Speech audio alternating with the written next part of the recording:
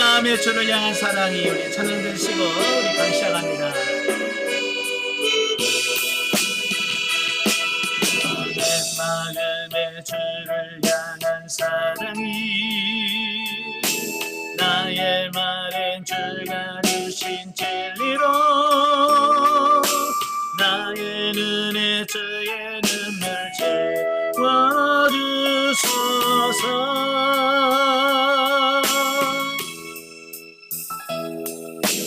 내 입술의 찬양의 향기가 두 손에는 주를 닮은 섬김이 나의 삶의 주의 은정 갖게 하소서.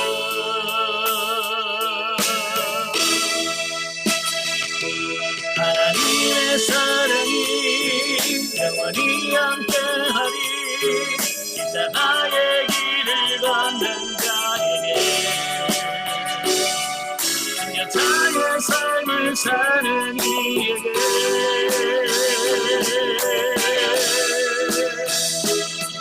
사랑하는 소리와 성령 속에도 내 예수만 신부가 되리라. 내 생명 주님께 드리리. 아멘. 기도드리겠습니다. 은혜로우신 아버지, 은혜와 사랑을 진심으로 감사합니다. 오늘도 우리를 사랑하셔서 귀한 시간을 허락하시고 민수기의 말씀을 같이 상고하며 영성 훈련할 수 있도록 은혜 주셔서 감사합니다. 오늘 말씀 날 때 성령께서 우리 지각을 열으셔서 잘 깨달아지게 하시고 그 말씀을 통해서 우리 자신의 변화올려 성장 성숙되어지는 귀한 역사가 있도록 도와주옵소서. 시동을 주님께 맡겨오며 예수님의 이름으로 감사하며 기도합나이다. 아멘. 예, 시간 우리 민수기 교재 150페이지입니다. 150페이지 보시면 21장이 나오게 되어지는데요. 자, 21장은 노뱀 사건과 그 아랏, 아모리, 바산 정복에 대한 말씀을 합니다. 자, 1절부터 3절에 보면 그 아랏과의 전쟁에 대한 말씀이 하거든요. 자, 아랏은 가나안의 여러 소국 중에 하나입니다. 예, 남북으로는 호르산과 헤브론 사이, 동서로는 부엘세바와 사해 남단 사이에 위치한 왕국입니다. 자, 그런데 이 아랏은 이스라엘이 에돔 지경 통과를 거절당한 후 자신들의 땅을 거쳐서 가나안 본토로 행진한다는 소식을 듣고 이스라엘의 행진을 저지시킬 목적으로 이스라엘을 기습하여 몇몇 포로를 사로잡는 이런 부분들을 보게 되어집니다. 자, 우리가 지도를 한번 보시면 여기가 사해거든요. 예, 사해. 이 사해와 이 헤브론이 여기 있고요. 에돔이 여기 있고 부엘세바가 있거든요. 그러니까 아랏이란 지역은 여기에요. 아랏. 예. 아랏은 이 남해 이 지역에 있는 거예요. 그러니까 원래는 에돔 땅을 통과하려고 했지만 에돔 왕이 거절을 했죠. 거절하니까 이제는 자기 땅으로 오지 않을까라고 미리 생각을 해서 미리 공격을 해버리는 겁니다. 선수 치는 거죠. 예. 사실 이 아랏이라고 하는 아랏과의 전쟁은 매우 중요합니다. 자, 왜냐하면 지금까지 이스라엘 백성들은 늘 실패하는 삶만 살았잖아요. 그죠? 예, 광야 40년 동안 계속해서 실패하고 또 실수하고 이런 과정을 거쳤어요.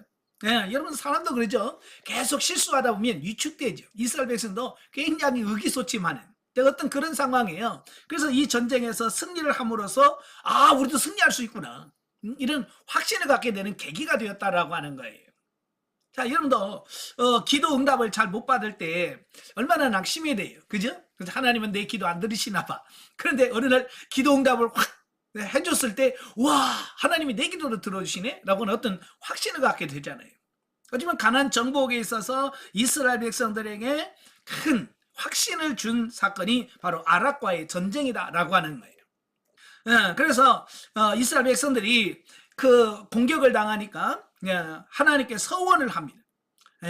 이 백성을 치겠습니다 라고 해서 하나님 응답을 받고 아랏을 쳐 부순 후 그곳을 호르마라 칭했다. 이와 같이 하나님과 그의 백성을 대적하는 자의 최후는 결국 멸망할 수밖에 없다라고 하는 겁니다. 자, 그러니까 하나님은요, 자기 백성, 이스라엘 백성을 건드리고 괴롭히면 하나님께서 굉장히 싫어해요. 아마 여러분, 자녀를 키워보신 부모들은 내 자녀가 학교에서 맞고 왔다. 예, 기분 좋을 리 없죠. 뚜껑 열리죠. 예? 감히 내 아들을 건드려? 이제 그런 부분이겠죠. 하나님도 마찬가지. 하나님의 선택된 백성들을 건들면 하나님께서 참지 못해요. 그래서 알았고 괜히 이스라엘 건드렸다가 멸망을 당하는 그런 경우를 보게 됩니다. 자, 그 다음에 이제 4절부터 9절까지 보면 불뱀과 노뱀 사건이 나와요. 자, 백성들은 이 가나안 땅이 점차 가까워지자 마음이 조급해졌고 긴 여정으로 인하여 피곤해 있었다. 때문에 가까운 에돔 족속의 땅을 우회하여 멀리 남쪽 길을 돌아가게 된 사실에 매우 마음이 상했고 불만스러웠다라고 하는 겁니다. 자, 지도를 잠깐 보시면 사실 이스라엘 백성들이 요 사해와 에돔 이 땅을 지나가서 가면 훨씬 빨라요. 근데 에돔이 이 길을 못 가게 만들었거든요. 그래서 지도가 좀 잘렸습니다만은 요 밑에 지방으로 저 밑으로 돌아서 이렇게 가야 돼요. 이 먼 길을 돌아서 가려니 얼마나 힘들겠어요. 그죠? 이 땅이 뭐 살기 좋은 땅도 아니고 광야같이 험한 땅이고, 예? 산지도 험하고. 그러니까 백성들이 아니 요리 가면 되지 왜 또 굳이 돌아가야 되나, 이제 마음이 상한 거예요. 여러분, 마음이 상하면 어떻게 될까요? 마음이 상하면 입이 가만히 있어요, 안 있어요? 여러분도 그죠? 기분 나쁘면 입이 뭐라고 하고 싶죠? 그죠? 쫑알쫑알 대면서 뭐라도 불평하고 뭘 하고 싶어. 이스라엘 백성도 그 길을 가다 보니까 불평이 생겨지는 거야. 아니 괜히 왜 돌아, 그냥 요리 가면 될걸, 그러면서 하나님 앞에 불평을 하기 시작했다라고 하는 겁니다. 자, 여기서 중요한 게 뭐냐면 이 마음, 이 불평과 불만은 감정에서 나오는, 우리 마음에서 나오는 거거든요. 이 마음을 잘 관리하지 못하면, 우리가 영성훈련하면서도 늘 실패하는 게 뭐냐, 마음을 관리하지 못하면 그래. 그래서 잠언 4장 23절에 뭐라고 말하냐면 무릇 지킬 만한 것 중에 네 마음을 지키라. 이에서 생명의 근원이 됨이라. 네.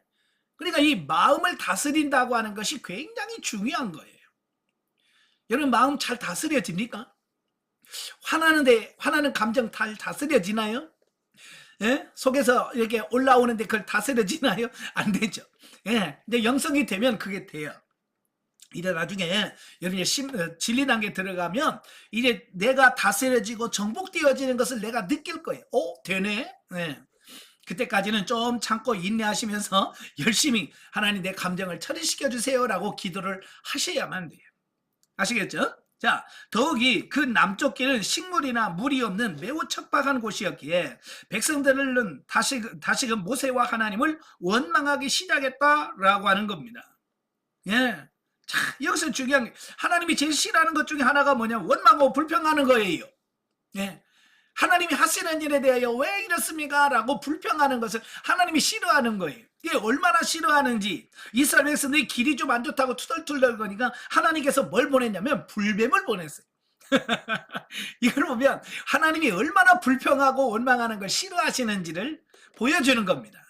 이 불뱀은 그 뱀의 몸체에 뭐 불꽃 모양 같은 붉은 점이 있어요. 그래서 이제 불뱀이라고 하기도 하고, 마치 이 뱀에 물리면 마치 불에 댄 것처럼 막 열이 나고 뜨거워요. 그래서 결국은 죽게 되는 아주 무서운 뱀이에요.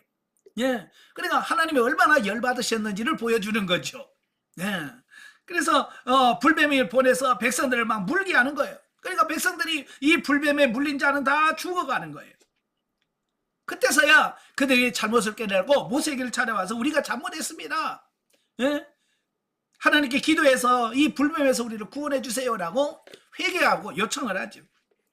바로 하나님께서는 그 모세의 기도를 들으시고 그 불뱀에 물린 자들이 구원받을 수 있는, 치료받고 다시 살아날 수 있는 길을 열어주셨는데, 그게 뭐냐면 바로 노뱀을 만들어서 장대 위에 달아라. 그리고 그 뱀에 물린 자들만은 그 노뱀을 보면 살리라 라고 하는 말씀을 주셨습니다. 자, 이 왜 노뱀을 만들려고 할까? 저도 이제 궁금했어요. 근데 사실 이 이스라엘 백성들이 지금 지나가는 이곳이 구리광산이 많은 곳이에요. 예, 구리광산이 있어서 구리가 많이 나온 지역. 그러니까 제일 빨리 구할 수 있고 가장 신속하게 구할 수 있는 재료가 뭐냐? 구리였어요. 예, 그래서 구리로 뱀을 만들어서 달았고요. 이 뱀에 물린 자들마다 이 뱀을 보면 산다라고 했고 실제로 그 뱀을 보면 살아났습니다. 자, 151페이지 보시면 자, 본문을 통해서 첫째, 하나님의 은혜에 감사할 줄 모르고 불평과 원망에 사로잡힌 자는 받았던 은혜를 빼앗길 뿐만 아니라 하나님의 무서운 진노와 징벌을 받게 된다는 것을 교훈해 주고 있습니다. 예, 이게 굉장히 중요한 부분이에요. 우리는 하나님의 은혜를 진짜 얼마나 많이 받았는지 몰라요. 그죠? 여러분 세상에 나올 때 뭘 가지고 나온 거 있나요? 아무것도 없잖아요. 빈손으로 왔잖아요. 근데 오늘날 하나님께서 이렇게 많은 것을 주셨어요. 또 우리는 영원히 죽어야 되는데도 불구하고 예수 그리스도를 십자가 못 박혀 죽으심으로 이제 저와 여러분들 구원을 천국 갈 수 있는 길까지 열어놓으셨어요. 이게 우리는 정말로 하나님의 은혜가 너무 크고 감사한 거예요. 그런데 순간순간 우리 그거 잊어버려요. 그죠? 그 하나님께서 내게 주신 은혜 다 잊어버리고 현재 우리가 삶 속에서 당하고 있는 조그마한 어떤 어려움 이런 걸 가지고 하나님 앞에 불평하고 원망한다 그 말이에요. 이제는 원망하지 말고 늘 감사하며 사시는 여러분 되시길 바래요. 자, 감사가 잘 돼요 안 돼요? 잘 안 돼요? 여러분 하루에 하나님 감사합니다 몇 번씩이나 하시나요? 네, 한번 내일부터 한번 이거 한번 세보세요. 내가 지금 하루 종일 살면서 하나님 감사합니다라고 하는 하나님의 은혜 감사하는 말을 내가 몇 마디나 하나. 여러분 체크보시면 상상 외로 적을 겁니다. 밥 먹을 때 3번, 네, 최소한 밥 먹을 때 하나님 감사합니다. 그때는 하겠죠. 예, 얼마 안 돼요. 못해요. 그만큼 우리가 감사가 식어졌다는 것을 보게 되고요. 두 번째로는 하나님은 진심으로 회개하는 자의 부르짖음을 간과하지 않으시고 구원의 방편을 마련해 주신다는 것을 알 수 있습니다.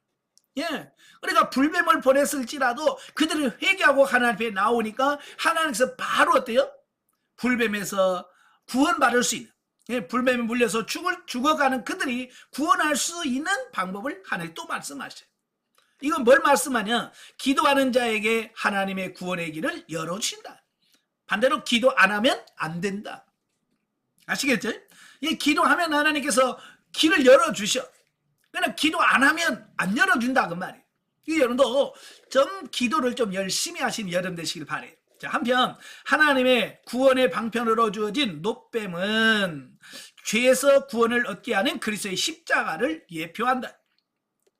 즉 백성들의 불뱀의 도구로부터 회복되기 위해서는 반드시 노뱀을 바라봐야 했듯이 죄인이 구원받기 위해서는 그 죄인이 되기라고 쓰는데요. 구원받기라고 쓰셔야 돼요. 그 되기 지우시고 구원받기라고 쓰셔야 됩니다. 자, 구원받기 위해서는 반드시 그리스도의 십자가를 바라보아야 한다라고 하는 겁니다. 불뱀의 독성이 매우 치명적이었듯이 죄의 독성은 가공할 정도로 치명적이라고 하는 겁니다. 예, 그러니까 이 광야에서 불뱀에 물린 자는 반드시 죽어요. 그만큼 독이 강합니다. 이건 뭘 의미하느냐? 죄로 인하여 죽어야 되는 우리의 상태를 그대로 보여준 겁니다. 우리는 기도하면서 이제 죽을 수밖에 없는 우리를, 저도 이제 가끔 그 말을 안 해야 된다고 하면서도 기도하다 보면 꼭 그 말이 나와요. 죽을 수밖에 우리. 여러분 에베소 2장에 보면 우리는 죽을 수밖에 없는 게 아니라 이미 죄와 허물로 죽었던 우리라. 네, 우리는 이미 죽었어요. 죽을 수밖에 없는 게 아니라 이미 죽은 거예요. 이미 우리는요 불뱀에 물린 거예요. 불뱀에 물리면요 시간 문제니 죽어요. 바로 그 영적인 상태를 그대로 표현해주고 있다 그 말이에요. 따라서 노뱀을 쳐다본 자만이 구원을 얻을 수 있듯이 그리스도의 십자가를 바라보는 자만이 구원을 얻을 수 있다는 거예요. 그죠? 불뱀에 물려서 죽어가요. 그들에게 뭐라고 그래? 야, 이 노뱀을 쳐다봐라. 노뱀을 바라보면 산다. 그래서 그 말을 믿고 노뱀을 쳐다보면 살아요. 그런데 그 노뱀 본다고 사나 나난 봐. 그러면 죽어. 오늘 예수 그리스도를 믿어라. 믿으면 구원받는다 그러잖아요. 여러분 믿었잖아요. 그래요? 저와 여러분 믿잖아요. 여러분은 구원을 받아. 그러나 에이 그 예수 믿는다고 구원받냐? 나는 믿어. 구원 못 받는 겁니다. 그래서 이 노뱀은 바로 십자가에 달리신 예수 그리스도의 모형이요. 예표다. 그 말이에요. 그래서 노뱀을 보면 살듯이 이제 십자가를 지신 예수 그리스도를 믿으면 산다라고 하는 것을 말씀해주고 있습니다. 바로 이런 진리를 가르치기 위해서 하나님께서는 불뱀의 징계와 노뱀을 통한 구원을 보여주셨다라고 말씀하고 있습니다. 그래서 요한복음 3장 14절에 보면 예수님께서 뭐라고 말씀하냐면 모세가 광야에서 뱀을 든 것 같이 인자도 들려야 하리니, 바로 예수님이 십자가를 달려서 죽어야 된다는 사실을 예수님께서 말씀하셨습니다. 어쨌든 여러분 불평하지 마십시오. 원망하지 마십시오. 하나님이 제일 싫어하는 것 중에 하나가 불평하고 원망하는 거예요. 자, 10절부터 20절까지 보면 전진하는 이스라엘.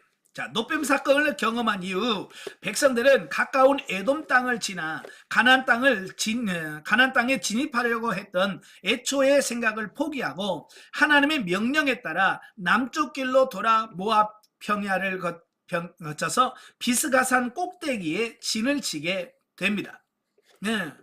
참 여기서 보면 처음부터 하나님의 말씀을 잘 듣고 순종했더라면 쉬웠을 터인데 그들은 처음부터 하나님 말씀 안 들음으로 말미암아 40년 동안 광야에서 유리하게 되고 뱅뱅뱅뱅 돈다 그 말이에요. 자, 이것을 통해서 우리에게 많은 교훈을 줘요. 우리도 제발 좀 하나님께서 말씀하시면 그냥 한마디에 아멘 하고 순종하십시오. 빼봐야 나만 고생하는 거예요. 그래서 제가 강의하면서 가끔 농담 반 진담반으로 맞고 할래요? 그냥 할래요? 여러분도 맞고 할래요? 그냥 할래요? 맞아만 나만 손해지 않아. 그죠? 맞기 전에 잘해야 돼요. 하나님 앞에서 꼭 매를 맞고 그리고 가지 말고 맞기 전에 순종하고 그 길을 가는 여러분 되시길 바랍니다. 자, 백성들은 아마도 이러한 지역을 지나는 동안 수많은 난관과 시련을 겪었을 것임이 분명하다. 그럼에도 불구하고 그들이 비스가산에 이를 수 있었던 것은 오로지 하나님의 은혜와 하나님의 말씀에 전적으로 순종한 결과였다. 이처럼 하나님의 말씀에 대한 순종은 궁극적으로 승리와 영광의 보증이 된다라고 하는 겁니다. 그러니까 그들이 이 가나안 땅에 가나안 앞에 있는 비스가산까지 올 수 있었던 것은 뭐냐? 하나님의 인도하심이고 하나님께서 말씀하신 대로 순종했기 때문에 그렇다라고 하는 겁니다. 자, 오늘도 저와 여러분들이 하나님 말씀에 순종할 때 하나님께서는 거기에 맞는 순종에 맞는 좋은 열매를 주실 겁니다. 순종하신 여러분 되시길 바라요. 자, 21절 35절까지면 아모리 족속의 격파입니다. 자, 본문 21절부터 32절까지 보면 아모리 족속의 왕 시온을 격파하는 내용이 나오고 또 33절에서 35절에 보면 아모리 족속인 바산왕 옥을 격파하는 내용이 나옵니다. 자, 이스라엘 백성들은 에돔 족속에게 요청했던 바와 같이 아모리인들의 땅을 지날 수 있도록 그들의 왕에게 요청을 했지만 아모리인들은 완악하여 이스라엘에 대적하였으니 그 결과 스스로 멸망을 자초했다라고 하는 겁니다. 사실 이 요단 동편 아모리 왕 시온이나 바산왕 옥 같은 경우는 그냥 알았어요 지나가세요 그러면 그들은 멸망하지 않아요. 왜냐하면 그 땅은 하나님께서 주신 땅이 아니거든요. 그런데 그들은 이스라엘 백성들이 편지를 써서 우리가 지나가게만 해줘라, 우리가 뭘 먹으면 값을 주고 물을 마시면 물값도 내겠다라고까지 합니다. 그런데 그들은 그걸 허락하라 하지 않는 거예요. 자, 이걸 통해서 결국은 그들이 멸망에 이르게 되는 이런 부분들을 보게 되어집니다. 제가 가끔 싸움 딱이 되지 말라고 말을 하잖아요. 사람 보면 말만 시키면 싸우려고 덤비는 사람이 있어요. 예전에 우리 시골에 보니까 바로 옆집에 장닭이 있어요. 장닭. 큰 토종닭이 있는데 얼마나 싸나운지. 이거 사람이 오면 사람한테 덤비고 뭐든지 덤벼요. 결국은 그 장딱 잡아먹었어요. 여러분, 싸우자고 덤비면 오래 못 살아요. 여러분도 제발 누구하고 싸우자고 덤비지 마시고요. 양보하십시오. 아시겠죠?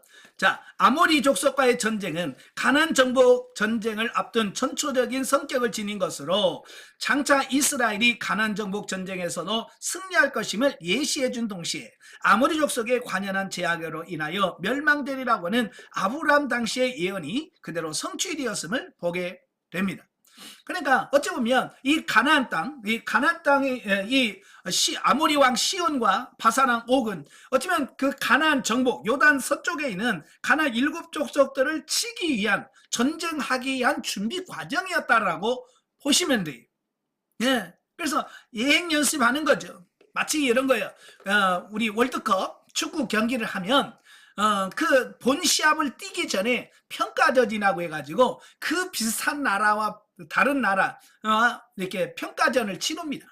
예, 그 평가전을 하면서 우리의 전력도 테스트해보고 또 상대방을 어떻게 할 것인가라고 하는 부분을 배우잖아요. 마찬가지로 하나님께서는 가나안 7족속 정복에 앞서서 이 아모리 족속과 바산한 옥을 통해서 전쟁을 하게 하셔서 그 비결을 배우도록 하는 이런 과정을 허락하신다라고 하는 거예요. 여러분들 이제 진짜 파트너는 따로 있어요. 여러분 진짜 싸워야 될 원수는 따로 있고 지금 여러분 옆에 파트너들이 있죠. 여러분을 쪼아대고 힘든 분들이 있잖아요. 그 사람들은 뭐냐? 평가전 치르는 사람들이에요. 그 사람은 진짜 싸워올 게 아니라 그 사람과 이렇게 대립하면서 그 진짜 원수를 이길 수 있는 방법을 배우는 거죠. 훈련하는 파트너예요. 그러니까 지금 여러분 주변에서 여러분 힘들게 하는 사람을 원수로 취급하지 마시고 그들을 통해서 내가 잘 훈련을 되어야 진짜 원수를 칠 수 있습니다. 자, 영적으로 해보죠. 자, 우리의 신앙은 성령의 역사로 성숙되는 과정에서 불순종과 원망과 회개가 반복된다. 본문에서는 이스라엘 백성들이 에돔 땅을 통과하지 못하고 우회하는 일로 인하여 하나님 앞에서 원망하였고 하나님께서 보낸 불뱀을 물려 죽은 자가 많았다고 하였다. 이처럼 우리는 죄와 경계와 회개를 반복해 가면서 하나님의 법에 순종하는 것을 배우게 된다. 예, 우리도 훈련 과정에서 실패할 수 있어요. 우리도 하나님 원망할 수도 있고요, 불평할 수도 있습니다. 그러면서 우리도 실패를 해요. 그냥 그 실패를 두려워하지 말고 실패를 통해서 배우라 그 말입니다. 그래서 내가 왜 실패했지? 뭐 때문이지? 그래서 그 원인을 찾아내야 돼. 그래서 그 원인을 찾아내서 나를 처리하고 고쳤을 때 우리가 바르게 승리할 수 있는 힘이 생긴다라고 하는 겁니다. 절대로 여러분 실패를 두려워하지 마십시오. 실패는 여러분 끝이 아니에요. 배워야 돼. 저도 승리하면서 배운 것도 있지만 실패하면서 경험한 게 더 많아. 그리고요, 실패하면서 배운 것은요, 뼈에 사무쳐. 왜? 힘들었기 때문에. 그죠? 그래서 그런 걸 통해서 많이 배워요. 여러분도 어쨌든 많이 배우시길 바래요. 자, 점진적으로 하나님의 법도를 알고 순종하는 가운데 현세천국의 실상을 누리게 되는 단계에 이르게 된다라고 하는 겁니다. 그러니까 세상에 있는 사람은 훈련 없이 변화되는 사람은 아무도 없다. 모든 사람이 다 하나님의 훈련을 통해서 만들어 가신다라고 하는 거예요.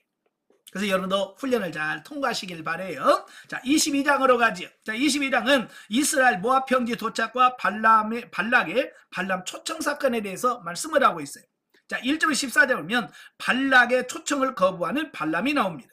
여기서 발락은 누구냐면 모압 나라의 왕이에요. 예, 모압이라는 나라의 왕이고요. 발람은 뭐냐? 이 거짓 선지자예요. 자, 보면은 이스라엘이 아모리 족속과의 전쟁에서 연전연승하는 가운데 계속 진행하고 하여 요단 건너편 모압 평지에 이르자 모압 왕 발락은 이스라엘로 인하여 번민하기 시작을 합니다. 예, 어쩌면 모압 왕의 입장에서 보면 골칫거리죠. 예, 왜 잘 살고 있는데 갑자기 200에서 300만 정도 되는 엄청나게 많은 숫자가 쫙 밀고 들어와서 자기 땅에 딱 진을 치고 있으니 모압 왕의 입장에서는 굉장히 난감할 수 있잖아요. 예. 그리하여 이스라엘을 저주할 목적으로 메소포타미아의 술사인 발람을 초청하게 되어집니다. 자, 여기서 말씀은 술사라는 말은 예전에 영화나 이런 거 주술사라고 나오죠. 예, 주술사. 아마 여러분 아더왕 때 그 누가 나옵니까? 마법사 멀린이 나오잖아요. 그죠? 지팡이 들고 가면서 막 안개도 막 하고 비도 오게 하고 막 바람도 불게 하고 막 그러잖아요. 그런 영화들 보셨을 거예요. 예. 바로 이제 그런 부분들이 횡행하는 그런 시대니까. 예. 그래서 이 말술사인 이 발람을 초청해서 이스라엘을 저주하면, 예, 그의 저주가 실제로 되어져서 자기들이 전쟁에서 이기게 될 거라고 생각을 했던 거죠. 자, 그런데 하나님은 발람에게 당신의 뜻을 계시하셨고, 이에 발람은 발락의 정을 거절합니다. 예. 예, 하나님께서 발람에게 너 가지 마라. 예, 하나님께서 가지 마라고 명령하셨. 그러니까 그는 못 가죠. 자, 당시에 당신은 자기 민족의 주신을 섬기면서도 다른 민족의 신도 함께 섬기는 혼합적인 종교였다. 여러분, 예, 오직 유일신만 섬기는 것은 유대교와 기독교밖에 없어요. 예, 기독교와 유대교는 오직 유일신 하나님만 신으로 모십니다. 나머지 신은 신으로 인정하지 않습니다. 오늘도 이 기독교가 많은 종교로부터 손가락질을 받고 왕따를 당해요. 뭐 때문에 그러냐면 유일신 사상 때문에 그래요. 예, 다른 종교들은요 유일신 사상이 없어요. 다 좋은 게 좋은 거예요. 예, 그래서 예를 들어서 불교의 석가모니 탄신일 때 카톨릭의 신부가 가가지고 축하합니다 나무아비타불 그러잖아요. 그죠? 또 반대로 성탄절날 저 주지승이 와가지고 뭐야? 야, 예수 그리스도의 탄생을 축하합니다. 그러고 그죠? 왜냐하면 천주교나 이런 데는 유일신 사상이 없어요. 예, 그러다 보니까 여러 신들을 다 접할 수 있는 거예요. 그러니까 WCC라든지 이런 단체에서는 모든 종교를 통합하려고 하잖아요. 예, 그러니까 너의 신도 인정해 줄게. 우리 다 같은 신이야. 어찌 올라가다 보면 똑같은 신인데 뭐. 근데 우리 기독교만큼은 아니다. 오직 유일하신 하나님만이 우리의 참신이라고 고집하고 있습니다. 네, 그래서 지금 기독교가 왕따를 당하고 있는 형편이죠. 네, 그렇다고 해서 이거 포기하시면 안 됩니다. 예, 오직 유일하신 하나님만이 참신입니다. 따라서 발람 역시 하나님의 선지자는 아니었지만, 이게 참 선지자는 아니에요. 이 발람은 참 선지자는 아니지만 하나님의 명성을 익히 알고 있었고, 또한 다른 이방신들도 함께 하나님을 한 민족의 신으로 인정했다라고 하는 겁니다. 예, 그러니까 이 발람은 하나님도 알고 바알도 알고 아스타로도 다 안단 말이에요. 모든 신을 다 연구하고 안단 말이에요. 그래서 하나님은 그에게 당신의 뜻을 계시해서 이스라엘을 저주하려고 하는 발락의 의도를 꺾으려 하셨다라고 하는 것을 보게 됩니다. 그러니까 이 주술사라든지 이런 무당들을 보면 그들도 다 무당의 계급도 있어. 무당도 계급이 있어요. 그 무당의 계급은 나이 순이나 어떤 경력이 아니라 그가 모셔드리는 신, 귀신이 어떤 신이냐. 예, 그래서 그 귀신의 급에 따라서 그들이 달라져요. 그러니까 나이가 아무리 많이 먹어도 애기 동자 귀신을 신내림 받는다고 그러죠. 예, 동자 귀신을 신내림 받는 사람은 애기예요. 나이가 많아도. 근데 젊어도 저 위에 대빵 귀신을 신내림을 받은 사람은 대빵이에요. 그래서 그들 세계에 오면 그 대빵이 이제 나이가 많아도 동자 귀신을 신내림 받는 사람은 애기야 그래. 그들 세계에서. 그러니까 이 발람은 그 많은 신들 중에서 제일 센 신을 모셔와야 가장 힘이 있는 거예요. 네, 그러니까 신이란 신에 대해서는 다 알고 있는 거죠. 그래서 발람도 하나님에 대해서 이미 들어서 알고 있고요. 하나님이 얼마나 강하신 분인지 알고 있어요. 네, 그러니까 하나님께서 가지 마라 그러니까 꼼짝 못하죠. 자, 이는 하나님의 보호와 인도하심을 받은 백성에게는 사단의 어떠한 술책과 관계에도 아무런 위협이 되지 못함을 교훈하고 있다라고 하는 겁니다. 예, 하나님은 이미 발락과 발람의 의도와 모든 걸 다 알고 계셔. 그래서 하나님께서 탁 막아버리시는 거예요. 하나님도 지금도 여러분도 마찬가지예요. 여러분이 지금 겪고 있는 거, 또 앞으로 겪을 거 하나님 다 알고 계셔요. 여러분 모르지만 하나님께서 지금 여러분에게 다 막고 계셔요. 여러분 치려고 하는 사람 너 건들지 마라. 응? 하나님 다 막아주시기 때문에 여러분 이만큼이나 지금 살고 있는 거예요. 네, 알란가 모르겠어요. 하나님 여러분과 함께 하신다니까. 여러분 보호하셔요. 자, 15절부터 35절까지 보면 모압으로 향하는 발람. 자, 보면은 발락의 두 번째 초청을 받고 모압을 향하여 가던 길에 발람에게 생긴 사건입니다. 자, 첫 번째 보냈을 때 하나님 가지 말라 그래요. 근데 두 번째 다시 초청을 했을 때 하나님께서는 뭐라 그래요? 조건부로 허락합니다. 그래, 가긴 가라. 가지만 내가 시키는 대로만 해라 라고 하는 조건부적으로 허락을 합니다. 네. 자, 하나님의 계시에 따라 발락은 첫 번째 초청을 거부한 발람이 물질과 명예를 주겠다고 하는 발락의 강력한 두 번째 초청을 과감하게 뿌리치지 못하고 자신의 사리사욕을 채우게 하여 나귀를 타고 모압으로 향하던 도중 하나님의 사자를 만나 경고하심을 듣게 된다라고 하는 겁니다. 사람들이 제일 약한 게 뭐냐면 물질이에요. 돈과 명예에 약해요. 이 발람도 하나님께서 너 가지 마라 그랬으면 그거 지켜야죠. 근데 두 번째 와가지고 더 많이 주고 돈도 더 많이 주고 명예도 더 준다고 하니까 또 혹해가지고 하나님에 가면 안 될까요? 그러죠. 네. 하나님께서 조건부로 그래 가긴 하지만 내 말만 들어라는 조건부로 갑니다. 자, 여기서 주는 교훈이 뭐냐? 첫째, 연약한 인간은 물질과 명예심 앞에서 욕심 부리지 않고 초연하기란 매우 어렵다라고 하는 겁니다. 그러니까 제가 영성훈련 하면서도 많은 분들이 뭐에 무너지냐면 이 물질의 욕심에 무너지더라고. 자, 훈련 잘 받다가 훈련 잘 받다가 이래 윤리 단계에서 조금 이제 하나님 말씀 맛보고 좀 영성훈련 제대로 할 만하면 그렇게 안 되던 직장이 된대. 그러니까 그 전에 그렇게 직장 들어가려고 막 여기저기 찾아도 그렇게 안 돼가지고 영성훈련 말하는데 이제 영적으로 조금 살만하니까 좋은 직장이 생기는 거예요. 예, 오라고 하는 데가 생기는 거예요. 그러니까 뭐예요? 영성도 좋지만 나 직장이 더 중요하다고 직장으로 홀라당 가. 그럼 영성훈련 못 받는 거죠.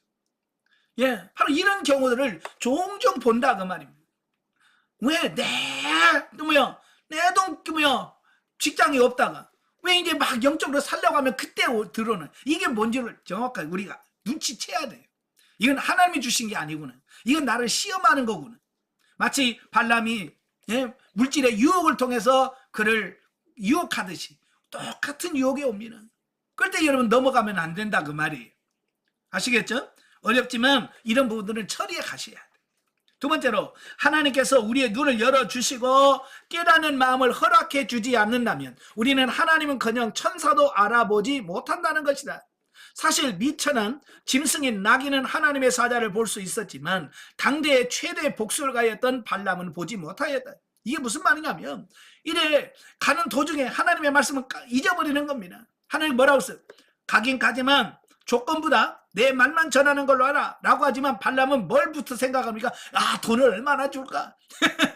얼마나 좋은 반찬에다 밥 줄까? 뭐 이런 것만 생각하는 거예요. 하나님 뜻 전혀 신경 안 써요. 그러니까 하나님 보시기 괘씸한 거예요. 그래서 여호와의 사자를 보내서 저는 목을 차요. 그래서 여호와의 사자가 발람의 목을 치려고 칼을 빼들고 있는데 누가 보냐면 발람이 타고 가는 나귀가 본대. 예. 이 선지자고 하는 사람은 눈이 가려가지고 못 보는데 나귀가 눈이 열려서 본 거예요. 그래서 나귀가 피해가는 겁니다. 한 번 피해가요. 예, 또 두 번 피해가요. 그러니까 막 욕을 하죠. 세 번째는 피해갈 데가 없는 거예요. 그러니까 내려가지고 막 나귀를 때리면서 왜 이렇게 말 안 듣느냐 그러면서 하는 거예요. 그때서야 눈이 열려서 보니까 여호와의 사자가 칼을 빼들고 있는 모습이 보여지는 거예요. 자, 이걸 보면서 우리가 뭘 보냐면 영의 눈이 저렇게 어두워지면 못 보는구나. 참 여러분도 마찬가지, 우리도 마찬가지. 우리 영의 눈이 가려 있으면 하나님께서 역사하시는 이 모든 부분들이 안 보이는 거예요. 예, 하나님의 능력, 하나님의 모든 것을 경험하면서도 안 보이는 겁니다. 이 신명기 29장 3절 4절에 보면 광야의 이스라엘 백성들이 수없는 기적과 이적을 경험해서도 하나님께서 깨닫는 마음과 보는 눈과 듣는 귀를 열어주지 않았다는 거예요. 그러니까 그들은 못 깨닫는 거예요. 많이 경험하면서. 여러분들이 늘 기도해야 되는 게 뭐예요? 하나님 내 눈을 열어 보게 해주세요. 하나님 내 귀를 열어 듣게 해주세요. 내 심령을 열어 깨닫게 해주세요라고 이 세 가지 기도 제목을 항상 하셔야 돼요. 아시겠죠? 왜? 그걸 열려야 봐요. 아무리 선지자고 뭐라고 해도 눈이 가려져 있으면 못 봅니다. 오늘 발람 선지자가 바로 그걸 보여주는 겁니다. 그래서 여러분들이 눈이 열려지기 위해서 늘 기도하셔야 돼요. 아시겠죠? 예. 자, 36절 41절까지는 발람을 환대하는 발락. 발락은 발람이 온다는 소식에 자기 영토의 국경까지 직접 마중을 나갔는가 하면 발람을 존귀케 하려고 하는 약속을 재차 확증해주고 소와 양을 잡아 후하게 대접해주는 것을 봅니다. 자, 발람이 온다는 소식을 듣고 저 국경까지 나가는 거예요.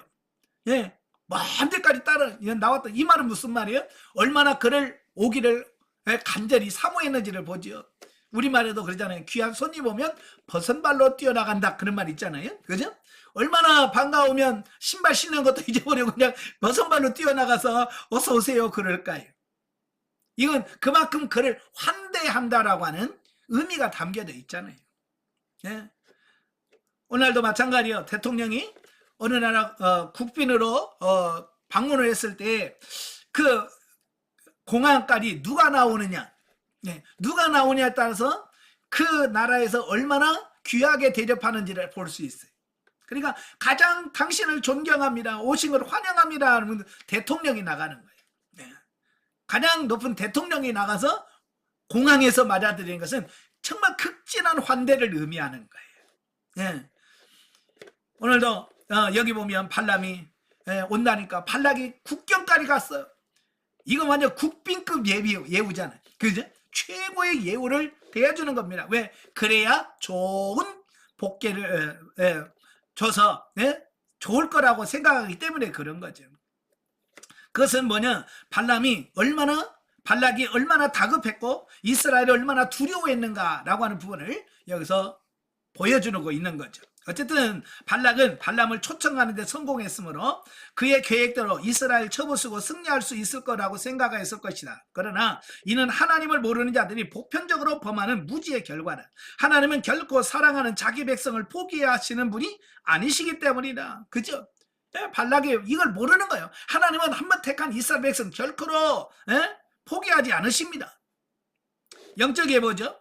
발람은 이스라엘의 적인 발락이 약속한 부귀영화의 눈이 어두워져서 하나님 앞에 범죄하게 되었다. 이처럼 성도는 늘 인간을 유혹하여 죄의 정욕에 빠지게 하는 악한 영의 세력들이 존재하고 있다라고 하는 것을 보게 되어집니다. 예, 저도 이제 상담을 많이 하다 보면 많은 분들이 이런 물질의 유혹에 굉장히 약하다라고 하는 것을 보게 돼요. 제가 안양에 있을 때 상담하는데 그래, 목사님 옆에 있는 직장에서 월급을 더 준다는데요. 아, 그럼 좋네. 근데 왜요? 그때 근데요 주일날 안 쉬어요. 그런 거잖아요. 우리는 그거 두 번 생각할 문제도 아니잖아요. 그죠? 그 두 번 생각할 거 없어. 주일 못 지키는데 월급을 아무리 뭐 2배, 3배를 준다고 그래도 그렇잖아요. 2배, 3배를 준다고 그래도 나는 주일 성수해야 되기 때문에 나는 못 갑니다 라고 해야 되잖아요. 그죠? 근데 이 마음에 욕심이 생기니까, 예? 다른 데는 그만큼 안 주는데 여기는 더 준다고 하니까 그 몇 푼 때문에 자기 신앙과 믿음 판다 그 말이에요. 그런 일이 없어야 된다 그 말이에요. 속지 말아요. 뭐가 중요한지 아셔야 돼요. 그러므로 우리가 세상과 세상에 있는 것들을 취하고 성공을 목적으로 신앙생활을 하고 사역을 한다면 욕심에 이끌려 마귀의 올무에 빠지게 된다라고 하는 겁니다. 오늘 많은 분들이 이 성공이라고 하는 것에 병이 들었어요. 예. 제가 신학교 다닐 때 교수님이 읽으라고 하는 책이 뭐냐면 성공병에서 자유. 오늘 목회를 하더니 모든 사람이 다 성공을 목표로 한다는 거예요. 예, 성공. 거기서 자유롭지 못하면 이 사단의 미혹에 빠질 수밖에 없다라고 말씀하고 있습니다. 여러분도 성공에 대한 이런 거 빼면서 아시겠죠? 오늘날도 이 기복신앙이 제일 문제가 바로 그런 부분들이에요. 하나님의 뜻을 쫓기보다는 세상에서 성공이라고 하는 것을 추구해. 그래서 하나님의 뜻과는 정반대인 엉뚱한 길로 간다 그 말이에요. 차라리 성공하지 마십시오. 그리고 하나님 마음에 쏙 드는 자가 되길 바래요. 네. 그래서 하나님 없는 성공보다 나는 하나님과 동행하는 고난을 저는 택할 것이고 여러분에게 추천하고 싶은 거예요. 자, 23장으로 가죠. 24장은 거짓 선지자 발람의 1차, 2차 예언 노래들에 대한 말씀인데요. 자, 1절 12절은 발람과 첫 번째 예언입니다. 자, 보면은 발락과 발람은 신의 도움을 의지하여 이스라엘 멸망시키기 위해서 바알의 신당에서 제사를 드렸으나 하나님은 발락의 의도와는 달리 발람의 입으로 이스라엘을 축복하는 내용이 7절부터 10절에 나옵니다. 이게 하나님의 능력이죠. 저주하려고 했는데 하나님은 축복하게 하시는 거예요. 자, 본문에서 발람은 자기 고향의 풍습대로 많은 제단과 제물로 제사를 함으로써 하나님을 그들의 편으로 매수하고자 하는 참으로 어리석은 생각을 하게 됩니다. 그래서 제단 7을 쌓고 7마리 송아지를 잡아서 각을 떠서 제사를 드립니다. 여러분, 7마리 송아지, 이건 번제물 중에서 제일 좋은 제물이 송아지거든요. 그것도 7이나 드려. 자, 일반 종교에서 갖고 있는 사고는 뭐냐면 지성이면 감천이라고 하는 거예요. 그죠? 공을 드려야 돼. 내가 지성을 드리면 하늘이 감동을 받아서 응답해 준다. 이게 보통 종교에서 가지고 있는 기본적인 사고들이에요. 오늘날 교회 안에서 많은 분들이 대부분 그걸 못 버리는 사람들이 많아요. 그래서 지성을 드려야 된다는 거, 일천 번제를 해야 되고, 뭘 해야 된다라고 자꾸 생각한다고 말이에요. 이거 속으시면 안 됩니다. 예, 여러분, 신을 감동시켜야 응답이 온다? 아니에요. 그래서 예전에 보면, 제가 어렸을 때 저희 어머님이 교회 가시기 전에 불교에 아주 독실하셨거든. 예, 그러니까 이 불교에서 절간에 가려면 지성이 드려야 되네. 공을 드려야 된다는 거예요. 그래서 겨울에도요, 얼음 깨고 찬물로 머리 감아요. 예, 찬물로 머리 감고 간다고요. 예, 여러분 새벽기도 가면서 여러분 머리 감고 가시는 분 계신가요? 세수도 그렇잖아요. 눈곱만 이렇게 띄고 가시는 분도 계셔. 예, 그런데요, 그런 걸 보면 우리는 지성이 없지요. 그게 문제가 아닌 거예요. 아무리 그렇게 지성을 드리고 공을 들여도 그들은 참신이 아니기 때문에 응답이 없습니다. 우리가 섬기는 하나님이 진짜 신인 거예요. 어떤 선물 같은 걸로 매수할 수 있는 분도 아닌 거예요. 자, 그러나 이것은 하나님에 대한 모독이요, 하나님의 능력과 권위를 짓밟는 사악한 행위가 아닐 수 없다. 예, 여러분, 하나님과 이방신과 동일시한다는 것은 하나님께 무시하는 거예요. 하나님은 그들과 섬기는 그런 잡신이 아니에요. 예. 그러나 하나님은 도리어 이들을 당신의 도구로 삼으사 당신의 뜻을 드러내고 당신의 백성을 축복하는 방편으로 삼으셨다라고 하는 겁니다. 예. 그래서 하나님을 이겨먹으려고 했지만 결국 하나님은 그들이 쓰는 방식을 이용하셔서 역이용하셔서 하나님의 뜻을 전하셨다라고 하는 겁니다. 이게 중요한 거예요. 예.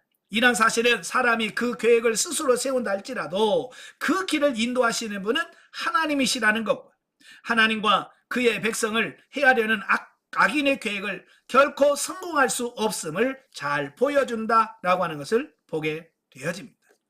예. 아무리 강해도 하나님 이길 자 없습니다. 예. 하나님의 능력은 끝이 없으셔. 이게 성경에 보면 하나님을 공격하고 살아남을 사람이 없어요. 자, 13절에서 30절까지 보면 발람의 두 번째 예언입니다. 자, 발람이 이스라엘 저주하리라는 기대와는 달리 첫 번째 예언을 통해서 도리어 이스라엘을 축복하는 예언을 하자 당황을 해서 장소를 비스가산 꼭대기로 데려가 그곳에서 일자 때와 똑같은 방법으로 종교의식을 행하고 이스라엘을 저주하도록 시도하고 있다라고 하는 겁니다. 자, 당시의 신관, 당시에 모든 사람들이 신을 어떻게 생각할 거냐라고 할 때 이 지역신적 개념, 지역신관을 갖고 있어요. 지역신이라고 하는 말은 지역마다 관장하는 신이 따로 있다라고 생각하는 거예요. 그러니까 나라마다 다스리는 신이 있고 또 그 나라 안에도 여러 신들이 따로 있어요. 옛날 우리 시골에 가보면 부엌에 가면 부엌신, 장독대 가면 장독신, 예? 마당에 가면 마동신, 창고에 가면 창고신, 이렇게 그 관장하는 신이 따로 있다고 생각하는 거예요. 그죠? 이게 바로 지역신적 개념이거든요. 그러니까 이 바알 산당에서 했는데 하나님이 축복하게 했어. 그러면 장소를 옮기면 또 이 신이 또 더 세면 할 수 있겠지, 이렇게 생각하는 거예요. 그러니까 장소를 옮겨서 또 똑같은 짓을 하는 거죠. 예, 여러분, 장소 바꾼다고 하나님의 뜻이 바뀌겠습니까? 그럼 하나님 뜻이 아니죠. 그건, 그죠? 장소 바뀔 때마다 하나님 말씀이 막 다르다면 그건 하나님이 아니죠. 하나님은 동일하신 분이에요. 서울에 계신 하나님이나 부산에 계신 하나님이나 미국에 있는 하나님이나 호주에 있는 하나님은 다 똑같은 분이에요. 동일하신 분이야. 그러니까 어디서 말씀하신 똑같은 거야. 장소 옮겼다고 다르면 그건 하나님이 아닌 거예요. 오늘도 많은 분들이요, 이런 지역신적 개념을 그대로 갖고 있어요. 그래서 이 교회에서 물어보고 아니면 다른 교회 가서 또 물어봐. 여러분, 이 교회에서 하나님의 뜻이 아니면 거기서는 아닌 거예요. 그런데 그걸 교회를 옮기고 장소를 옮기면 뭐가 바뀔 것처럼 생각하는데요, 그건 말이 안 되는 거예요. 가끔 예전에 보면 서울에서는 강사님들이 여럿이 같이 사역을 했거든요. 그러니까 상담해주는 강사가 대여섯 명, 6명 막 이렇게 돼요. 그러니까 이 강사님한테 상담받고 마음에 안 들어. 그러면 여짝 또 다른 강사님이 해가지고 또 상담을 또 받아. 자기가 원하는 답이 나올 때까지 쫓아다니더라. 아이고, 그래서 자기가 원하는 답을 받았다 해서 그게 되는 게 아니에요. 하나님의 뜻은 변함이 없으시죠. 아시겠죠? 자, 그래서 장소를 비스가산 꼭대기로 올라갔지만 발락은 아마도 발람이 이스라엘을 저주하지 못한 이유를, 그럼 왜 장소를 옮겼냐? 그 이유는 이스라엘 백성들의 수요가 너무 많아서 겁을 먹었기 때문이라고 생각. 그러니까 처음에는 다 이스라엘 백성을 내다보니까 와, 놀래가지고 아마 그런 것 같다. 이스라엘 저 뒤에 끝에만 조금 보이는 곳으로 데려갔어요. 이 조금만 보면 좀 덜 놀래겠지. 그래서 그렇게 하는 거예요. 예, 참 생각을 보면 얼마나 유치합니까, 그죠? 예, 많이 보고 뭐 놀래고 조금 본다고 되고 이건 우리는 생각도 아니죠. 근데 그들의 수준이 그 정도니까 그렇게 할 수밖에 없는 거예요. 그 수준 이상 놀 수가 없습니다. 자, 그러나 이번에도 발람은 하나님의 강권적인 역사하심으로 인하여 1차 때와 똑같이 이스라엘을 축복하는 예언을 했다, 그 말이에요. 자, 왜냐하면 하나님의 뜻은 변하지 않기 때문이다. 자, 아침에 기도한 거나 저녁에 기도한 거나 여기서 기도한 거나 교회 가서 기도하는 거나 하나님의 뜻은 변해요, 안 변해요? 안 변합니다. 하나님의 뜻은 안 변하는 거예요. 예, 도리어 변하는 게 이상한 거예요. 그렇죠? 예, 변하는 게 이상한 거지. 하나님은 일체 변함이 없으시다, 그 말이에요. 자, 이러한 본문이 보여주듯이 하나님의 백성을 헤아리는 악인의 관계는 그 세력이 아무리 강하다 할지라도 아무 쓸데가 없으며 그 관계는 도리어 자신을 괴롭게 하고 멸망시키는 올무가 된다는 사실을 교훈해 준다. 그런데 우리는 어떤 상황 하에서도 요동하지 아니하고 오직 하나님의 역사를 신뢰하는 가운데 담대해야 된다. 아멘. 예? 하나님은 어제나 오늘이나 변함이 없으시오. 그 하나님의 꽃 담대하게 나가시를 바랍니다. 자, 24장으로 가죠. 24장은 거짓 선지자 발람의 3차, 4차, 5차 예언의 노래들에 대한 말씀을 해요. 자, 1절부터 14절에 보면 발람의 세 번째 예언입니다. 자, 보면은 발람이 이스라엘을 해하고자 하는 발락의 집요한 관계에 의하여 이스라엘을 저주하려고 시도했지만 세 번째에도 이스라엘을 축복하는 예언을 하게 되는 장면이다 라고 하는 겁니다. 여러분, 세상에서 그 누구도 하나님이 이길 사람 없습니다. 예, 하나님 감당할 사람 없어요. 하나님이 막으시면 그 누구도 감당하지 못합니다. 로마서 8장에 보면 죽음이나 칼이나 적신이나 그 어떤 것도 그리스도의 사랑에서 우리 끊을 수 없다 그랬어요. 네? 하나님 앞에서 하나님과 우리 사이에 끊을 게 없습니다. 자, 그런데 발람은 1차, 2차 예언 때의 실수를 거울 삼아서 이번에는 사수를 쓰지 아니하고 저주하려고 한 것은 여호와 앞에서 그의 술수가 무가치하고 무력한 것임을 깨달았기 때문이다 라고 하는 겁니다. 그래서 사수를 사용하지 않았음에도 불구하고 이번에도 역시 하나님의 신의 감동이 되어 이스라엘 향하여 축복을 하고 만다. 그러니까 하나님 앞에서는 사수를 쓰나 안 쓰나 똑같아요. 예. 하나님한테는 안 통한다는 얘기죠. 예. 그래서 하나님 앞에서는 우리가 어떤 방법을 쓰지 마세요. 우리는 하나님의 말씀을 듣고 그 말씀에 아멘하고 순종하셔야 돼요. 한편 이스라엘에 대한 발람의 세 번째 예언인 이스라엘의 영광스러운 번영과 그 왕국의 존귀함을 노래하는 내용이고, 특히 발람은 그 예언 끝부분에서 이스라엘을 축복하는 자가 복을 얻고 저주하는 자는 저주를 받으리라고 함으로써 결과적으로는 발락과 모압에 대하여 저주를 내리고 있다라고 하는 겁니다. 자, 왜냐하면 지금 발락이 뭐 하려고 그래요? 예, 발람을 불러다가 이스라엘 저주하려고 하잖아요. 그죠? 저주하려고 하는데 뭐라 그래? 저들을 저주하면 하나님께서 그들을 저주할 것이고 축복하면 축복을 한다고 말이에요. 이 말은 무슨 말이에요? 모압 너 저주받는다? 너 망한다? 그런 얘기거든요. 예.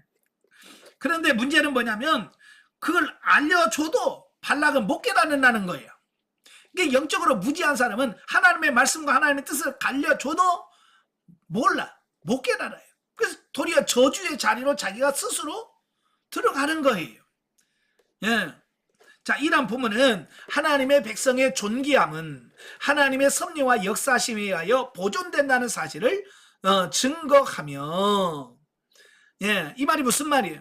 자, 이스라엘이 존귀한 것은 그들이 잘나서가 아니라는 거예요. 예, 그들이 똑똑하고 잘나서가 아니라 하나님이 그들과 함께 하시고 하나님이 그들을 지켜주시고 하나님이 그들과 함께 계시기 때문에 그렇다라고 하는 거예요. 오늘 우리도 마찬가지예요. 예, 우리가 성도가 됐다, 내가 집사가 됐다, 권사가 됐다, 내가 뭐 똑똑하고 잘나서가 아니에요. 하나님이 나를 부르셨고 하나님 나를 집사로 세우셨고 하나님 나를 권사로 세우셨고 하나님 나를 목사로 세우셨어요. 그것 때문에 우리가 존귀한 거예요. 그리고 우리 안에 성도 하나님이 계시기 때문에 우리가 성도라는 말을 하는 거예요. 하나님 없는 우리는 아무 의미가 없어요. 하나님 없는 목사 아무 의미가 없어요.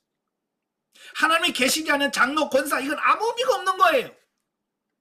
하나님 때문에 우리가 존귀한 거고 하나님 때문에 우리가 존귀한 존재가 되어지는 겁니다. 자, 하나님의 백성을 저주하려고 하는 악인의 끈질긴 시도는 결국 실패할 수밖에 없었고 도리어 그 자신이 저주를 받아서 멸망을 당하게 된다는 사실을 거듭 교훈해주고 있다라고 하는 겁니다. 자, 여기서 우리에게 교훈해주는 게 뭐냐면 내가 복 받기를 원하느냐? 그러면 상대방에게 축복해줘라. 예. 내가 정말 복을 받기를 원하면 상대방에게 축복을 하셔야 돼요. 그런데 내가 축복해줬는데 상대방이 그 축복을 받을 준비가 되어 있지 않거나 그릇이 안 되면 그 복이 누구한테 오느냐? 그 복을 빈 사람한테 간다. 이게 중요한 거예요. 그럼 누구한테 축복해야 되겠습니까? 내가 축복했을 때 아멘 할렐루야 하는 사람을 축복하겠습니까? 너나 믿으라 그런 사람을 축복해야 되겠습니까? 예, 제가 여러분 축복했을 때 여러분이 아멘 하면 축복이 그 사람한테 가는 거예요. 그러나 축복을 빌어줬는데 너나 받아라 그러면 그 복이 나한테 다시 오는 거예요. 우리가 누구한테 축복해야 되겠어요? 너나 받으라 그런 사람한테 축복을 많이 해줘야 돼. 왼수 같은 사람 내 말을 안 받을 사람, 예? 그 사람은 진짜 축복해 주시면 그 내가 빈 축복이 다시 내게로 온다라는 거예요. 근데 이게 쉬워요 어려워요? 어렵지요. 그래서 그게 복이 되는 거예요. 힘들고 어렵고 하기 어려워요. 그러나 그 어렵지만 하면 복이 되는 거예요. 아시겠죠? 예, 순종하시길 바래요. 예. 15절부터 25절까지면 발람의 마지막 예언이 나옵니다. 자, 보면은 이스라엘에 대한 발람의 네 번째 예언으로 발람은 세 번째 예언을 통해서 이스라엘 영광스러운 번영과 그 왕국의 존귀함을 예언한 이후에 이제 본문에서는 이스라엘이 모든 원수를 물리치고 승리할 것을 말씀하고 있습니다. 또 세상의 권세들을 멸망하리라고 예언하고 있다. 자, 이런 본문에서 발람의 자기 소개 후에 야곱에게서 한 별과 홀이 나와 결국 이스라엘이 모압과 에돔과 아말렉을 쳐부수고 승리하리라 하게 되리라는 내용이 언급되어지고 있습니다. 그리고 가인 족속이 점차 쇠진하여 아수르의 포로가 되리라는 사실과 아수르가 에벨의 멸망할 뿐만 아니라 그들을 괴롭히는 자들도 망하게 되리라는 사실을 예언해주고 있다라고 하는 겁니다. 자, 발람은 지금만이 아니라 앞으로 역사가 어떻게 진행되어져 갈 것인가를 쫙 말씀해 주시는 거예요. 예, 이게 대단한 거예요. 우리가 다니엘서 보면 그 느부갓네살 왕이 꿈을 꾸잖아요. 꿈을 꾸는데 한 큰 신상을 봐요. 거대한 신상을 봐요. 머리는 금, 팔과 몸통은 은, 그 다음에 배와 넓적다리는 동, 그 다음에 다리는 철, 그 다음에 발은 철과 진액이 섞여 있는 그 거대한 신상을 보잖아요. 그건 뭘 말합니까? 예, 앞으로 역사가 이렇게 시대가 바뀌어지고 제국의 역사가 이렇게 바뀔 것을 말씀해주고 있거든요. 그래서 머리는 금, 바벨론 시대, 그 다음에 그보다 못한 페르시아 시대, 그 다음에 더 못한 헬라 시대, 그 다음에 철처럼 아주 강력한 왕권을 쥘 로마 시대, 그리고 지금은 강대국과 소국이 섞여 있는, 진흙과 쇠가 섞여 있는 지금 우리 시대를 말한단 말이에요. 이렇게 하나님은 앞으로 역사가 어떻게 진행될 것인가를 느부갓네살의 꿈을 통해서 쫙 보여주셨어요. 이건 뭘 말하냐? 역사의 주관자는 하나님이시다. 이걸 확실하게 보여주는 겁니다. 누가 그렇게 하겠습니까? 누가 그렇게 앞으로 역사를 누가 그렇게 말씀하겠어? 아무도 못해요. 이건 역사의 주관자신 하나님만 미래를 예언할 수 있고 이끌어갈 수 있다라고 하는 사실입니다. 그래서 귀신들은요 과거는 기가 막히게 잘 알아요. 옛날에 뭐 했다는 거 잘 알아. 근데 귀신이 모르는 게 있어요. 미래를 몰라. 왜? 미래는 하나님의 시간이거든요. 이게 하나님만이 할 수 있는 거예요. 예. 그래서 하나님은 역사의 주관자시다. 그래서 말씀하시는데 이 발람의 그 마지막 예언은 바로 메시아의 예언을 하고 있다는 데서 특이하다 그 말이에요. 자, 발람의 이 마지막 예언은 메시아에 관한 언급이 포함되어 있다는 점에서 매우 중요한 의미를 가지고 있다라고 하는 거예요. 물론 이 발람은 이 예언을 통해서 이스라엘이 가나안을 정복하고 궁극적으로 다윗과 같은 강력한 왕이 나타나서 주변 국가들을 정복하게 되리라고 하는 것을 암시하고 있고, 또 자신의 예언 속에 불특정한 인칭 대명사를 사용함으로써 자신도 모르는 사이에 장차 오실 메시아에 대하여 동시에 예언하고 있다라고 하는 것을 보게 되어집니다. 그러니까 발람도 알고 하는 게 아니에요. 성령이 그를 붙들어서 말하게 하시니까 그가 예언하는 거죠. 그냥 하나님께서 주신 것만 말할 뿐이에요. 자기도 뭔 미래에 잘 몰라요. 그냥 할 뿐이에요. 하나님이 그를 도구로 쓰신 거죠. 자, 여기서 발람은 그리스도가 장차 야곱의 후손 중에서 나올 뿐만 아니라 그가 세상의 모든 군왕 곧 사단과 그의 추종자를 접어쓰고 온전한 하나님의 나라를 건설하게 될 것이라는 사실을 말씀해주고 있어요. 자, 여기서 야곱의 별이라고 그랬죠? 야곱의 별, 여러분 이스라엘의 국기를 보시면 다윗의 별이라고 해가지고요 그 가운데 별이 딱 그려져 있어요. 바로 이 다윗의 별, 그 야곱의 별은 곧 다윗을 의미하고 그 다윗에서 끝나는 게 아니고 그 별은 누구한테 연결되냐면 예수 그리스도와 연결이 돼요. 그래 마태복음 2장에 보면 예수님이 탄생하셨을 때 동방에서 동방 박사들이 별을 보고 옵니다. 그죠? 헤롯 궁에 가가지고 유대인의 왕으로 나시니가 어디 있습니까? 우리가 그를 경비하러 왔습니다. 그랬죠. 근데 뭐라 그래요? 우리는 별을 연구하는, 별을 보고 연구하는 사람들이에요. 그러다가 이스라엘의 별이 나타났어. 그 별을 찾아와. 바로 그 별은 무슨 별이냐? 바로 발람 선지자가 예언한 야곱의 별이라 그 말이에요. 그래서 이 발람이 바로 예수 그리스도의 탄생을 예언한 이 메시지를 던졌다라고 하는 점에서 굉장히 중요하다라고 하는 겁니다. 자, 영적이에 보죠. 자, 거짓 선지자조차도 도구로 사용하사 장래일을 계시한 하나님의 역사는 현재일이든 장래일이든 심지어 인간의 의지조차도 온전히 하나님의 장중에 있음을 증거해 준다라고 하는 겁니다.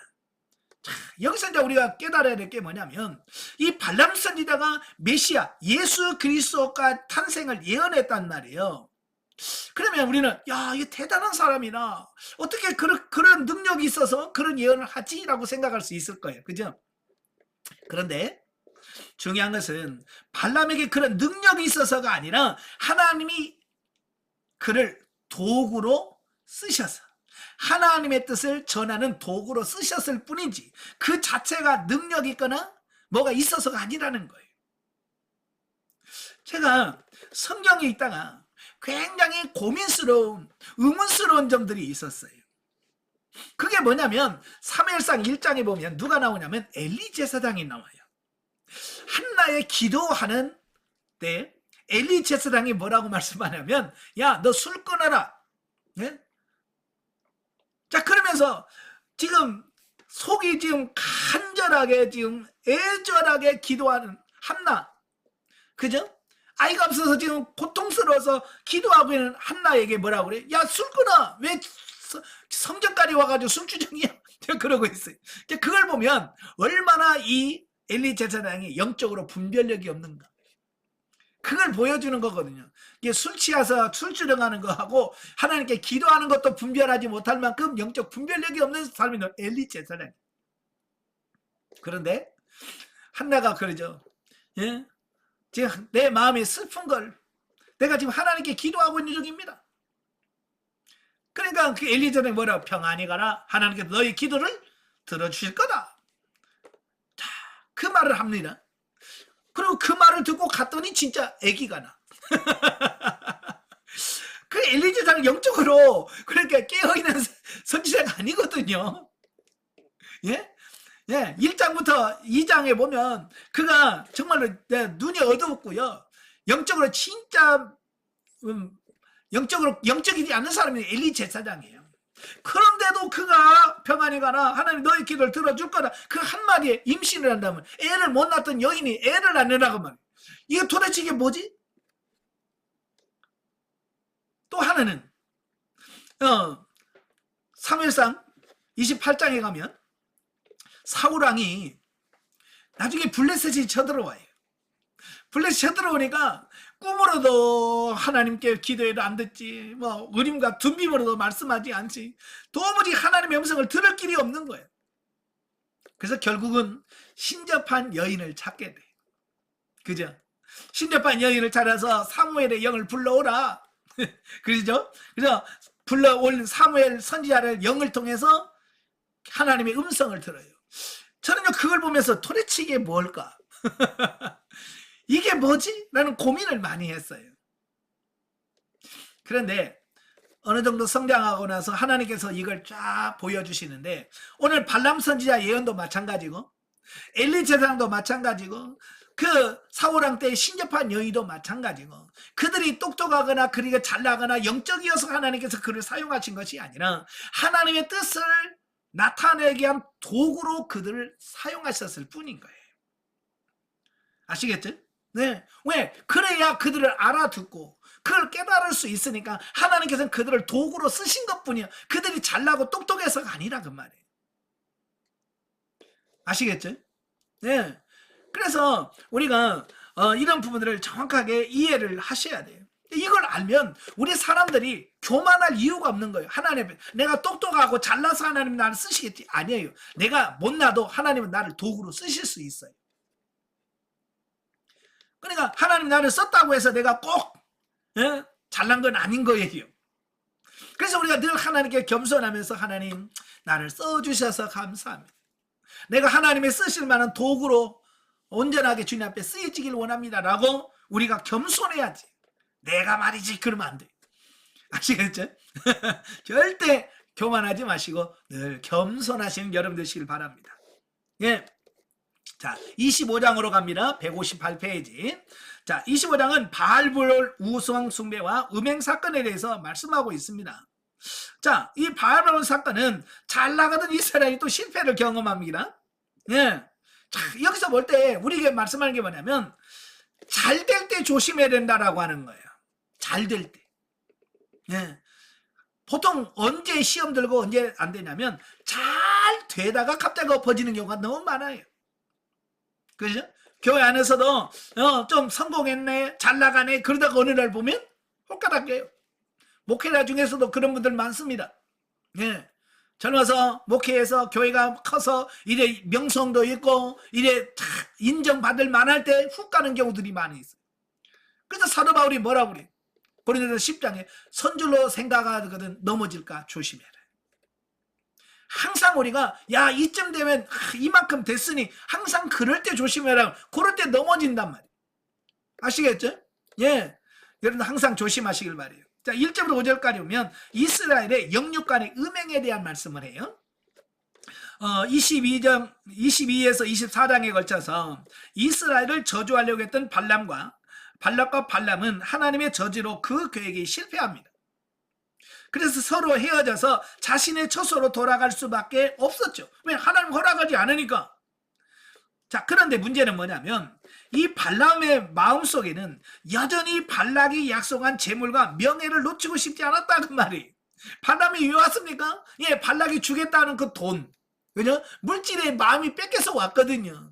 근데 하나님 허락하지 못해서 그래 저주 못해서 그래 돈을 받았겠어요? 못 받았겠죠. 그죠? 근데 받고 싶은 거야. 이게 물질의 욕심이 이래서 문제라니까. 그냥 이거 하나님 허락하지 않으면 나 그냥 가야지. 그럼 갔으면 괜찮은데 이 물질에 대한 욕심이 있는 거예요. 그래서 발람은 발락과 헤어지기 전에 신의 힘을 빌어서 이스라엘을 저주하는 방법 대신에 내적 타락을 유도하는 방법으로 이스라엘의 진영을 혼란시키도록 발락에게 조언했던 것으로 보인다라는 겁니다. 그러니까 그냥 갈 수는 없어. 그러니까 하나님이 이렇게 저주하지 못하게 해서 내가 못하지만 내가 이스라엘 당신이 이길 수 있는 방법 비결을 내가 가르쳐 주겠습니다. 그럼 좀 요거 주시오. 그렇게 되어진 거예요. 그래서 발락에게 가르쳐준 비결이 뭐냐면 하나님은 공의로우신 하나님이다. 그러니까 이스라엘 백성들을 죄짓게 만들면 죄를 짓게 만들면 하나님이 그냥 치실 거다. 그러니까 이스라엘 죄짓게 만들어라. 그러니까 하나님이 제일 싫어하는 게 뭐냐? 하나님이 제일 싫어하는 게 우상 숭배하는 거고 음행을 행하는 거다. 그러니까 음행을 하게 하고 우상을 숭배하면 너는 가만히 있어도 하나님이 치실 거다. 이게 스스로 망할 거다. 이걸 가르쳐 주는 겁니다.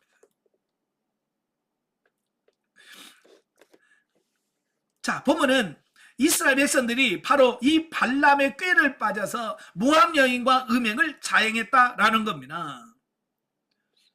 그러니까 모압 여인 중에 이쁜 여자들, 또 미디안에 있는 이쁜 여자들을 착출합니다. 네. 요즘 미인계를 쓰는 거예요. 네. 이쁜 여자들을 다 교육을 시켜가지고 이스라엘 진영으로 확 보내버립니다.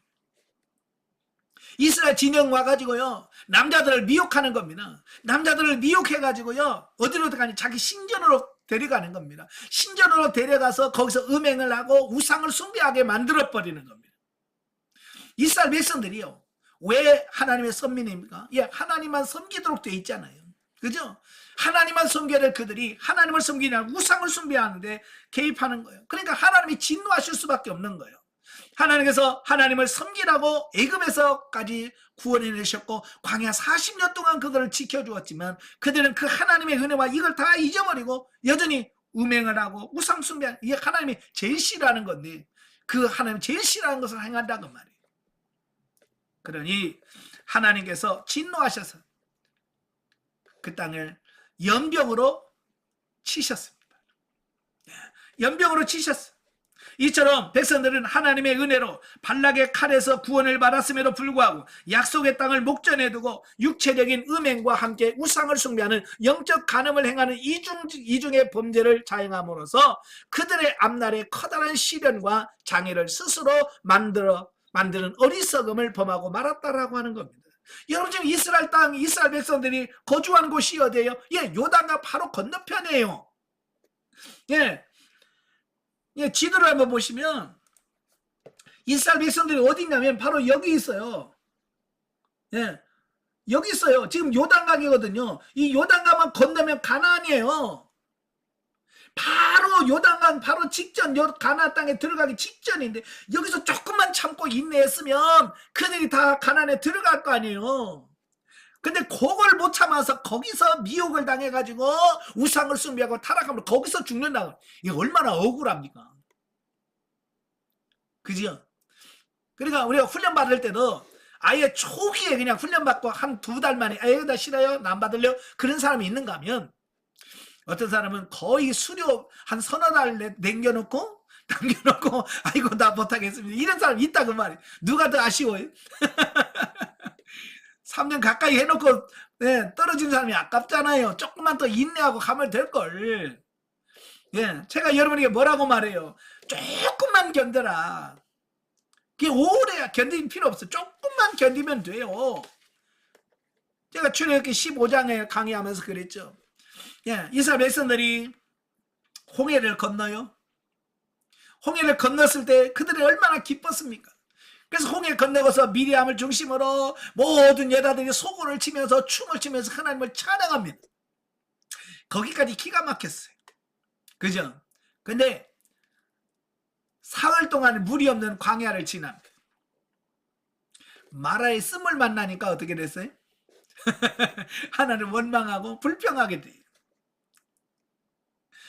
하나님은 그 마라의 쓴물에서 약 10km 떨어진 곳에 엘림이라고 하는 곳에 종려나무 70그루와 12샘을 준비해 놓으시고 이스라엘이 쉴 수 있는 공간을 다 마련해 놓으시고 그들 거기로 인도하고 있는데 그 끝부분에 마라라고 하는 곳에 왔는데 물이 있어. 못 먹어. 그러니까 거기서 하나님 원망하고 불평하는 거예요. 아, 그 10km만 좀 더 갔으면 엘림이 하나님께서 예비하는 곳에서 얼마나 안식을 누릴 수가 있겠습니까?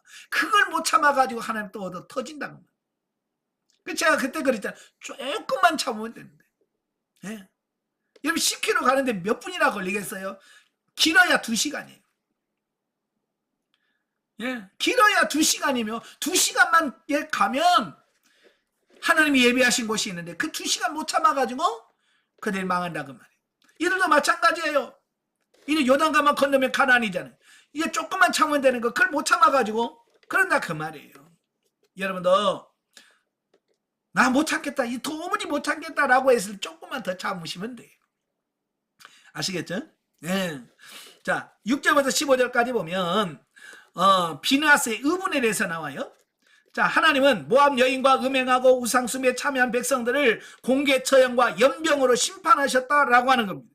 이때 연병으로 죽은 자만 24,000명이에요. 여러분 24,000명이면요 적은 수 아닙니다. 여기 24,000명은요 남녀가 아니에요. 남자의 숫자만 24,000명이에요. 여자도 이보다 더 많았을 거예요. 그죠? 예. 그러니까 어마어마하게 최소한 5만 명 이상이 죽어요. 이게 얼마나 많은 숫자가 죽겠습니까? 따라서 백성들은 자숙하고 회개하는 것이 마땅했음에도 불구하고 그 와중에도 시몬 지파의 족장인 시므이는 미디안 족속의 두령의 딸 고스비를 데려다가 자신의 장막에 들어와서 음행을 자행하고 있는 겁니다. 지금 한쪽에서는 회개하고 하나님 앞에 회개하는데 또 한쪽에서는 지도자라고 하는 인간이 음행하게서 고스비라는 여인을 데리고 자기 침실로 들어가는 겁니다. 여러분 지도자가 잘해야 돼요. 그죠? 지도자가 바르게 써야 되는데 지도자가 이 모양이니 어떻게 되겠어요? 나중에 말씀드리겠습니다만은 예, 나중에 인구조사합니다. 인구조사하는데 시몬 족속은요 어마어마하게 많은 숫자가 죽습니다. 예, 인구 감소가 37,100명이 줄어요. 1차 인구 조사했을 때보다 37,000명이 줄어요. 왜? 바로 이 시므이 같은 지도자가 본을 못 보여. 지도자가 먼저 죄진을 앞장서. 그러니까 시몬 지파가 완전히 폭삭 망할 수밖에 없는 거죠. 지도자가 중요한 거예요. 교회에서는 교회 지도자가 중요하고 가정에서는 가정의 지도자가 본을 보여야 돼. 부모가 잘못되면 자식들도 똑같아. 그래서 예전에 부전자전 모전여전 뭐 그런 말 있잖아요. 예, 그 아버지의 그 아들이고 그 엄마의 그 딸이에요. 그러니까 위에서부터 잘해야 그게 아래에 영향력을 끼칠 수 있다 그 말이에요. 자, 이 광경을 본 아론의 손자인 비느하스는 의분을 참지 못합니다. 왜?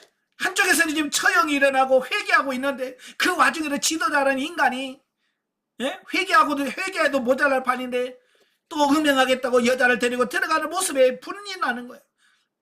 그래서 비느하스가 그 남자와 여자를 뒤쫓아가서 창으로 한꺼번에 찔러서 남녀를 죽이는, 처형을 시키는 겁니다.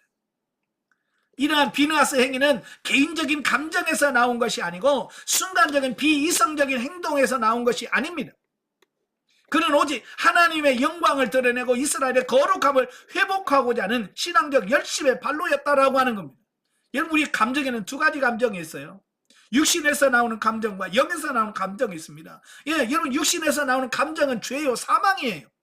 그러나 영에서 나오는 감정은 생명이 됩니다. 하나님의 영광이 되는 거예요. 그래서 우리는 감정이라고 해서 감정도 육신의 감정이냐 영의 감정이냐 이걸 잘 구분할 수 있어야 돼요. 아시겠죠? 네. 이에 하나님은 이스라엘 내린 재앙을 그쳤고 이 비느하스 행동으로 인하여 하나님이 받으시고 그 재앙을 그치셨습니다. 또 비느하스에게는 그의 자손이 영원토록 제사장 직분을 계승할 거라고 하는 평화의 언약을 주셨다라고 하는 겁니다. 여러분, 육신의 혈기는 하나님의 뜻을 거슬려도 비느하스 같은 거룩한 분노는 하나님을 기쁘시게 할 수 있다라고 하는 것을 보게 됩니다. 야고보서 1장 19절에 보면 부는 하나님의 의를 이루지 못한다 그 말이에요. 그러니까 육신의 감정으로 하나님이 일하면 안 돼요. 가끔 교회에서 보면 자기 감정을 주체 못해가지고 막 교회 안에서 막 큰소리치고 막 싸우는데요, 절대 그건 하나님의 의를 이루지 못합니다. 아시겠죠? 재직해다 싸우지 마세요. 당회하다 싸우지 마세요. 여러분, 기관회의 하다가 싸우지 마. 그럴 필요 없어요. 그건 절대로 내가 어떻게 해서 안 돼요. 그건 하나님의 의가 절대로 나타나지 않습니다. 하나님의 일은 싸우면서 하면 안 돼요. 아시겠죠? 오직 영에서 나온 분노. 그러니까 성경에서 예수님이 그 성전에 가시죠. 그냥 온갖 장사꾼들과 뭐 이런 사람으로 꽉 차 있는 거예요. 하나님의 거룩한 성전이. 그러니까 예수님 뭐라고 그래? 다 쫓아내면서 뭐라고 그래? 하나님께 기도해. 만민이 기도하는 집이다. 근데 너희는 강도의 소굴로 만들었다라고 하면서 막 다 쫓아내잖아요. 그때 하나님 육신의 감정으로 행한 겁니까? 예수님이? 아니에요. 하나님의 거룩하신 감정으로 그를 처리한 거예요. 오히려 때로는 이런 거룩한 분노도 필요하다라고 하는 거예요. 자, 16절 18절까지 보면 미디안족 징치 명령입니다. 이스라엘 백성들 하여금 도덕적 타락의 길을 걷게 하는데 일조했던 미디안족 사람들을 하나님을 공격하여 복수하라고 명령하셨고, 이에 훗날 미디안은 이스라엘에 의하여 멸망당했고 그때 발람도 함께 죽었다라고 31장에 말씀해주고 있어요. 이처럼 미디안은 모압과 연합하여 하나님의 거룩한 백성을 죄악의 길로 유혹한 대가로 비극적인 최후를 맞이했다라고 하는 겁니다. 여러분, 제가 가끔 그러죠. 줄을 잘 서야 된다. 누구 편에 설 거냐? 그렇잖아요. 누구 편에 설 거냐, 어느 줄에 설 거냐에 따라서 생명이냐 사망이냐라고 하는 것이 달라져. 미디안은요, 모압 편에 섰다가 모압 줄에 섰다가 같이 망하는 거예요. 오늘도 줄을 잘 쓰시길 바래요. 하나님 줄, 생명의 줄. 아멘. 이러한 부분은 하나님은 당신의 백성이 범죄했을 때 아버지가 자녀를 잘못을 징계하듯이 관용과 사랑으로 대하시지만 당신의 백성을 대적하는 자는 반드시 심판하신다는 것을 교훈해 줍니다. 아까도 말했지만 하나님은 자기 백성 해하는 거 절대로 못 보십니다. 하나님 자기 백성 건드는 거 싫어요. 그래서 여러분도 마찬가지. 그러면 나만 하나님의 백성이냐? 아니에요. 하나님에는 모든 백성들이 하나님의 자녀예요. 그러니까 교회 안에서 서로 누구를 욕하거나 누구를 비난하거나 정죄하지 마세요. 왜? 그분 안에 하나님이 계시. 예. 그러니까 성도를 욕하는 것은 결국 그 안에 계신 하나님을 욕하는 거예요. 그래서 교회에서 절대로 상대방을 욕하거나 저주하지 마세요. 성도끼리 그 안에 하나님을 욕하는 거예요.